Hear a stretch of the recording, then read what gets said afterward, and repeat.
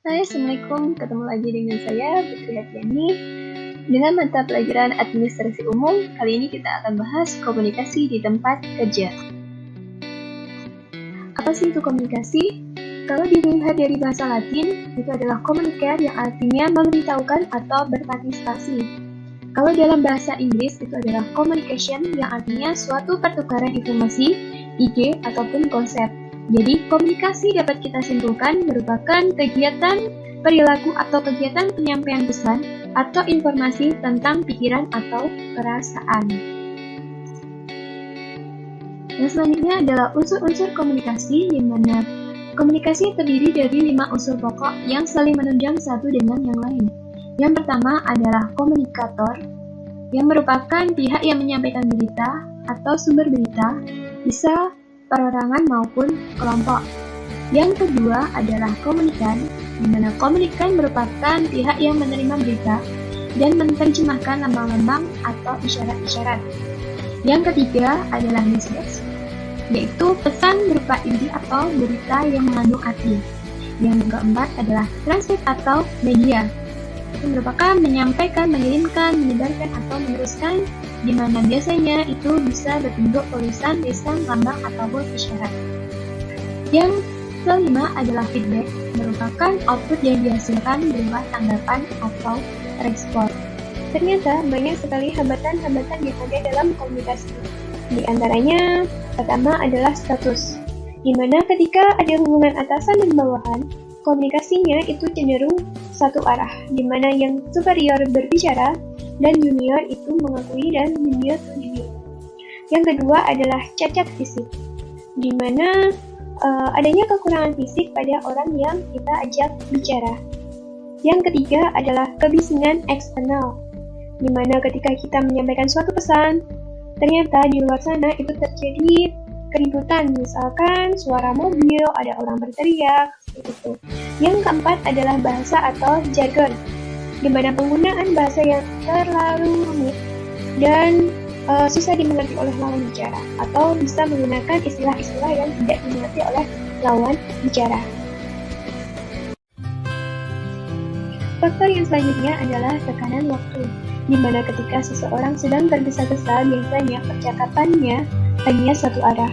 Kalimat yang digunakannya itu juga cenderung pendek dan tidak jelas, sehingga menimbulkan resiko terjadinya kesalahpahaman. Yang selanjutnya adalah penetapan nilai atau value judgment, di mana penetapan nilai adalah pemberian nilai keseluruhan kepada komunikasi. Ketika kita mendengarkan, biasanya orang akan cenderung memberikan penilaian benar atau salah. Yang selanjutnya adalah kurang perhatian atau inattention.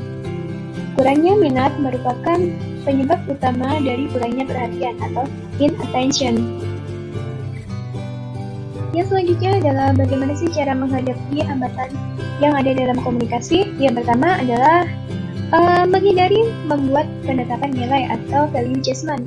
Apabila kita menetapkan nilai, itu akan membuat pikiran kita menjadi tertutup dan mustahil untuk memahami arti dari pesan yang disampaikan pengirim pesan. Yang selanjutnya adalah mendengarkan dengan intens dari seluruh cerita. Anggap waktu Anda adalah milik mereka. Yang selanjutnya adalah mengenali perasaan dan emosi. Yang keempat adalah meninjau orang lain tes pemahaman Anda terhadap situasi. Yang kelima adalah bertanya dengan kepedulian untuk menegaskan. Jadi hindari pertanyaan misalkan hal itu belum terjadi sebelumnya atau yang lainnya. Yang terakhir adalah memahami. Jaga objektivitas Anda dan hindari Anda itu terlibat secara emosional. Jenis-jenis komunikasi itu terdiri dari dua jenis, yaitu komunikasi verbal dan non-verbal.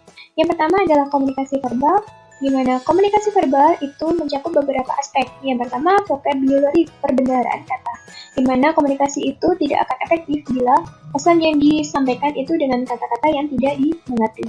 Yang kedua adalah racing atau kecepatan, di mana komunikasi itu akan lebih efektif apabila kecepatan bicara itu bisa diatur dengan baik. Jadi tidak terlalu cepat maupun tidak terlalu lambat. Yang ketiga adalah intonasi suara. Jadi intonasi suara itu akan mempengaruhi arti pesan yang disampaikan. Yang keempat adalah humor, di mana humor itu dapat meningkatkan kehidupan yang bahagia. Yang selanjutnya adalah singkat dan jelas, di mana komunikasi itu akan efektif apabila pesan itu disampaikan dengan singkat dan jelas, langsung pada pokok permasalahannya. Yang terakhir adalah timing, waktu, dan tempat. Jadi, pilih waktu yang tepat untuk menyampaikan suatu pesan. Yang kedua adalah komunikasi non-verbal, di mana komunikasi non-verbal terdiri dari 5 aspek. Yang pertama adalah bahasa tubuh, artinya adalah tindakan tubuh, misalkan cara berdiri, ekspresi wajah, dan lain sebagainya. Yang kedua adalah karakteristik dan penampilan fisik, bisa dilihat dari mata, bibir, mulut, hidung, gitu. Yang selanjutnya adalah ruang, itu merupakan individu mengontrol ruang di sekitarnya.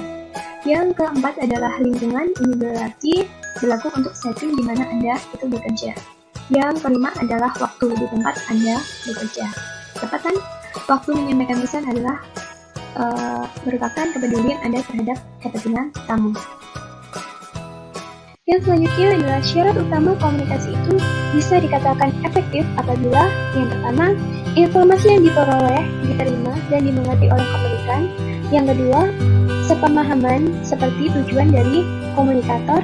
Yang ketiga, disikapi oleh perilaku secara ikhlas.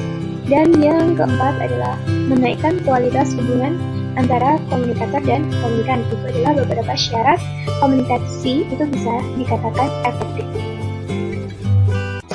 Sekian dulu ya untuk pembahasan kita kali ini. Wassalamualaikum warahmatullahi wabarakatuh. Thanks. See you next time. Bye.